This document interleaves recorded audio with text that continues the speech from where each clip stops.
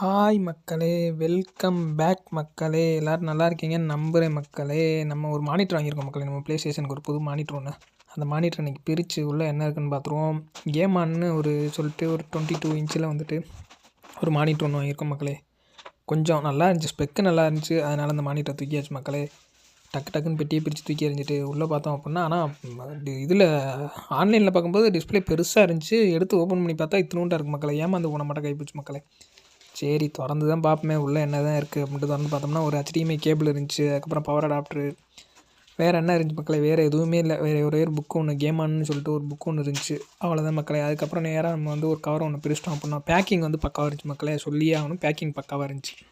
நம்ம இது ஆஃபரில் தான் வாங்கணும். அதனால் நமக்கு ஒரு பெஸ்ட்டு ப்ரைஸுக்கே கிடச்சிச்சு. உள்ளே பார்த்தோம் அப்படின்னா மானிட்டர் பெர்ஃபெக்டாக ஒர்க் ஆகுது மக்களே. அடுத்த வீடியோவில் அதோட கண்டிஷன் எப்படி இருக்குது, நல்லா இருக்கா என்னங்கிறத அடுத்தடுத்த வீடியோவில் வரும் மக்களே. ஓகே மக்களே, பாய் மக்களே.